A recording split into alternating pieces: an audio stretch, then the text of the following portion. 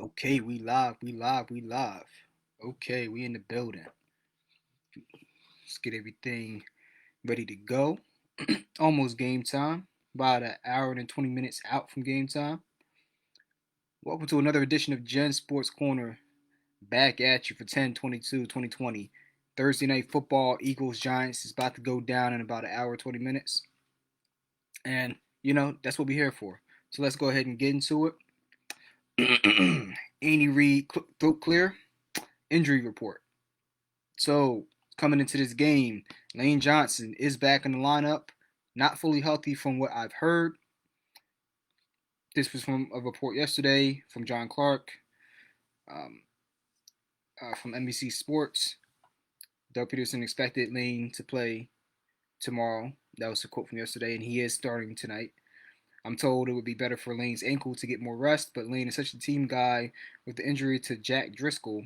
He wants to be out there to protect Carson Wentz. The linemen don't like seeing him get hit like this. And I don't blame him because that's the $100 million man. And without a solid line in front of him, what is he supposed to do? Is he supposed to just keep taking hits until his head falls off? So kudos to Lane Johnson for coming back sooner than he really probably should, just because he feels as though he gives Carson the best opportunity to stay upright and to put points up on the board. So shout out to Lane Johnson. You're a warrior. We appreciate you, man. It's obviously about more than the money. We always knew that about you, but you're a real one. Shout out to you. Alshon Jeffrey out this week again.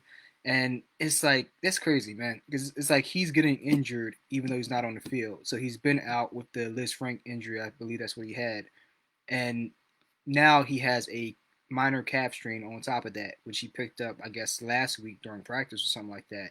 It's like, man, nobody can stay healthy. You're not even playing and you're getting hurt. But yes, he's out, but they're looking for him to be back next week against the Cowboys. Deshaun Jackson is back in the lineup. He had the hamstring injury for the past 3 weeks. He's back in there tonight. Hopefully, he's full strength or very close to it because having that downfield threat is going to really open up this offense and give Carson a lot of opportunities to take shots down the field. So you really need that because you have Jalen Rager out and you have some speed with John Hightower and some of these young guys, but they're inexperienced.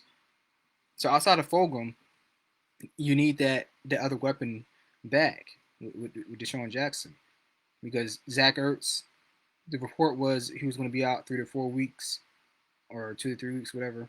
But the word on the street is that he may be out a little bit longer than that, maybe 4 to 6 weeks. That might be the timetable. So we don't know. But it's a fairly severe injury, not a career, not a season-ending injury, but it's severe enough that he's going to be out for a little bit. Then on top of that, you have Dallas Goedert out, and the word is that he might be back after the Week 9 bye. But these are two critical games coming up. You have the Eagles playing the Giants tonight. That's an important division game.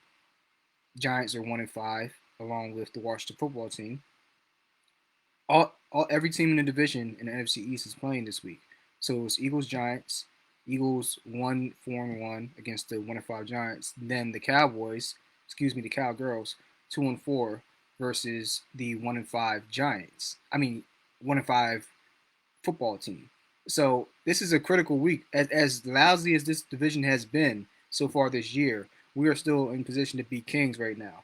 And that may seem like a consolation prize to some people, but I don't view it that way because where you're at now doesn't dictate where you will be at the end of the year. You could be a lousy team right now and catch fire late in the year. We've seen it with the Seahawks when they were 7-9 during their Super Bowl run, one of their Super Bowl years. And then we saw it with the Giants when they were 9-7, the year that they beat the Patriots, when the Patriots were 18-0.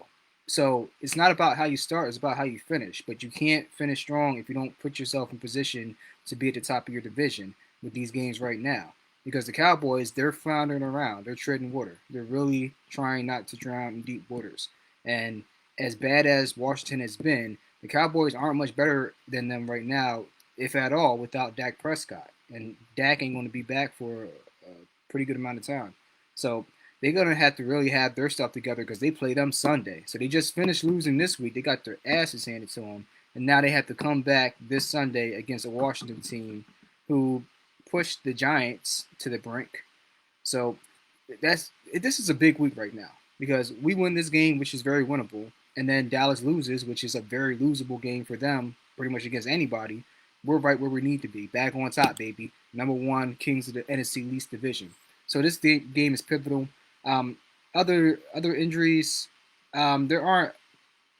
Um, Avonte Maddox is back healthy, so he's back in a lineup that's big, and hopefully he's starting across from Darius Slay, so we can move Jalen Mills back to safety and bring some stability to the back end of this defense because they're going to need that. You have Malik Jackson out. Fortunately, Fletcher Cox and Javon Hargraves are healthy. And then you have Hassan Ridgeway as your backup defensive tackle. But they're a little thin there, so hopefully they stay healthy. They go out there, they show up, they show out, and they put some pressure on Daniel Jones. And then on the Giants side of things, they have the main injury I know that they have, at least in my mind, that's relevant is Darius Slayton, their number one wideout as it so stands, seeing as Saquon Barkley is out for the year. Golden Tate hasn't done much of anything all year for the Giants. The only weapons they really have for Daniel Jones are Darius Slayton, who's been his go-to guy, and then obviously Evan Ingram. But they really don't have too much firepower on offense. And Darius Slayton, he's less than 100% with his foot injury. Now he played through it this week. His foot was bothering him this week as well. He didn't do a whole lot, but he had a splash play or two, and he had a touchdown. So he still went out there and produced. But he's definitely going to be a liability, in my opinion, against somebody like Darius Slay, who, if you're not 100% against him, you can pretty much call it a wrap because Darius is going to be on you even if you're at full speed. Now let's check out this comment real quick. Welcome, Mark. Maddox is trash. He's too busy playing Fortnite till 3 a.m. every day. Is that really true? I hope he's not, man. He better get out there and be in the damn playbook. If you're gonna play some, how about not playing Fortnite? How about playing Madden? How about getting some more mental reps playing football? He's probably tired of football at that point, but yeah, man, we ain't good enough to be taking time off and playing video games. Yeah, I might have had the same criticism for Ben Simmons. He's out there playing Fortnite or playing Call of Duty or whatever, and it's like, bro, work on your damn jump shot. As a matter of fact, don't even work on your jump shot. You have a good jump shot, just shoot it. But I don't want to hear about you celebrating about a headshot kill in Call of Duty. Make a damn 3-pointer every game. But I digress. Maddox is he's not a superstar, but he's definitely number two cornerback. He can give you somewhat consistent play on the outside. You need that. He's for damn sure going to bring you more consistent play than Jalen Mills can on the outside. Jalen's going to compete. Obviously, he's a bigger guy. He's going to compete. He has a very short memory, but he's limited on the outside. So I think his best spot is at safety, and you want to give him as many reps as possible so he can get into that groove and be your safety, maybe of the future. I don't know if he will be or not, but that's, in my opinion, his more natural position. So you want to have having Maddox back, in my opinion, is a big return for the Eagles from the injury list. Sterling Shepard, again, he's still not back. They might says the Giants might activate him from IR, but he's not going to be back for this game, obviously. So nickel cornerback. I said nickelback. Darnay Holmes. Nobody wants to hear about nickelback. Darnay Holmes is expected to be a game time decision. That could be huge. I mean, their secondary is trash anyway, but that being said, since they are trash, they then really can't afford to lose anybody. But are you going from 1-0 or are you going from 0-0? I guess that's the question. Either way, the Eagles have to exploit their matchups on the outside. I mean, you have to exploit Fulgham on the outside and in the slot, especially if their nickel cornerback's going to be out. And if Djax is back, you have to press the ball downfield.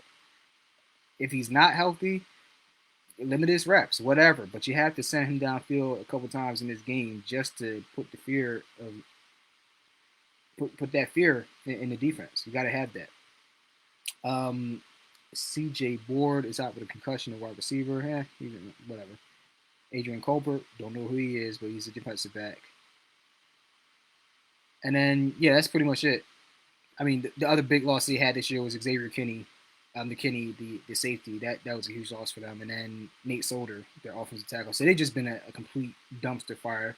Which, and to be honest, a lot of teams in the NFL have been dumpster fires when it comes to injuries. It's just been a very odd year.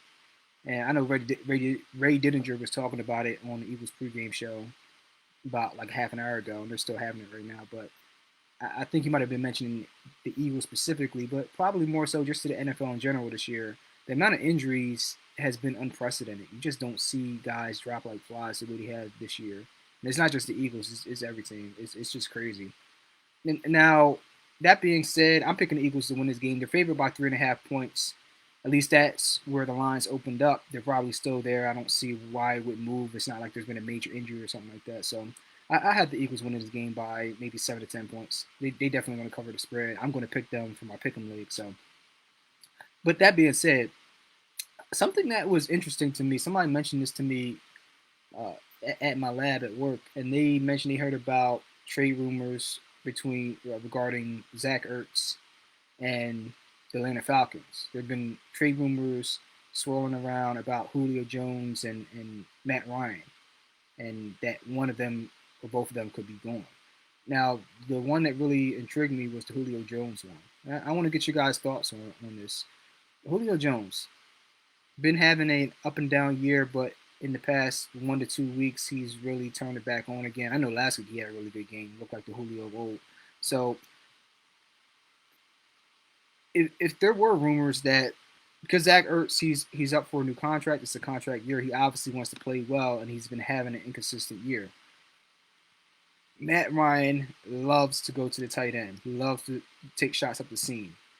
For whatever reason, they haven't been able to do that with Hurst. They were able to do that with Hooper last year, and they for damn sure will be able to do that with a guy like Zach Ertz. Zach Ertz, one of the best tight ends in the game. For whatever reason, him and Carson Wentz have been off with their connection this year. But Zach Ertz would bring them a dimension back to their offense that they haven't had this year, whereas Julio Jones would give us a dimension to our offense that we haven't had in years. Julio Jones is one of those guys, in my opinion, probably going to have 2 to 3, yeah, 2 to 3 really elite years left. I'll probably say two like really high level elite levels left. But even when he slows down, he's the type of guy that can go up and get the ball and box people out. He reminds me of a guy that's going to transition from a superstar into where Larry Fitzgerald has been the past 4 years, where he's not going to be what he once was, but he's still going to be a matchup concern for teams on a week in and week out basis because you have to account for the route running, the ability to go up and high point the ball and box people out. So for me, that investment will pay off down the line for the next 2 to 3 years. And, Alshon Jeffrey is probably going to be gone next year. And who better to jump into his spot than Julio Jones? You can take the money that you were going to pay Zach Ertz and give it to Julio. Now, me personally, I love Zach Ertz. I want them to pay him. I want him to stay here. But if there were ever a scenario where he would be going and traded for somebody else, that would be a very intriguing one. I don't know what you guys think about that, but that was a pretty interesting one to me. Now I'm on Bleeding Green Nation right now, and there's an article talking about linebacker trade target for Philadelphia. I'm interested to see what this is about. Zach Cunningham gets from the Houston Texans. They need to boost at linebacker, but expect to get much healthier after their bye at offensive line and wide receiver. The NFC least is sitting here for the taking, and GM Howie Roseman is all about that trade action. Yeah, Cunningham just signed a new deal, and sure, the Eagles have some cap stuff to sort through, true. But maybe they sort out a creative means to get it done. Having him able to run around and help in pass coverage would be huge. I have to read more into that because if there's every reliability on this entire team is linebacker, and it's been a liability since, and most people won't remember this, since Carlos Edmonds left back in like 2003 under the Andy Reid era. The last of the Ray Road guys came from the Giants. I mean, he's one of the best cover linebackers we've had in a while, and we've never replaced somebody to his caliber since then. Uh, back to Julio. Mark says, I'll be right at Philadelphia Airport to pick him up. Hey, bro, I'll give you gas money if it does happen. I'll give you gas money if you're going to drive, man. Go ahead and pick him up. I'll PayPal it to you because look, I'm just saying he would definitely change the dynamic of his offense. We haven't had a hell dog, and I'm not even joking. There is no reason on this green earth why T.O. still isn't in the NFL. You can, people can say what they want about him being older. He's 40, 43, 44. People say, oh, the average 44-year-old's body can't take the hits at the NFL level. Look, he knows what it's like to play at this level. He's played at this level for, what, 12-ish years, something like that. He's a freak of nature athletically. We've seen how good he was in his last stint in the NFL, and that was with either the Bengals or the Bills. The Bengals, he still looked good, even though he wasn't getting the opportunities because you had, I don't know if it was Ojo Cinco, it was probably AJ Green, but he still looked very good. And then hell, you see him racing Tyreek Hill, and he's only like 3 yards behind him. I mean, you know, Tyreek Hill runs a 4.2 something. You know, T.O. is probably still running like a 4.5, and if you're running a 4.5 at his height and his weight, and at his age especially, he just keeps himself in phenomenal shape. Why not? You want to tell me T.O. can't produce better than John Hightower? Can't produce better than Quez Watkins? Can't produce better than Richard Rodgers? He's going to be starting at tight end today? Come on. You know, it's unfortunate that he burned a lot of bridges on his way out of this league, but damn, man, that's the type of person we could really use right now. But I digress. Like I said before, well, if the trade happens, if you want to pick him up, I'll PayPal you the gas money, dog. Just get it done, and we can get ready to go to these playoffs. But that's it for now. I will be talking about the game and how it turned out, and I'm going to look more into this Cunningham trade and some other potential trades for linebackers, because I think that's really honestly maybe the missing piece for this team. If we can stop the tight ends from shredding us up the seam and in the intermediate routes, I think it could change the look of this defense from being a solid to good defense to being a great defense, because they have a lot of other pieces in place. But that's it for now. I'm about to go ahead and get something to eat, order some pizza and whatnot, and get ready to enjoy this game and watch the rest of this pregame. So, you know, if you haven't, tune out from here and then go over to, to NBC Sports and check out Diddy and Seth and Michael Barker and all them guys as they give us the real for real. I want to hear their picks. But that's it for now. Thanks for tuning in, and I'll be back at y'all next time. Peace.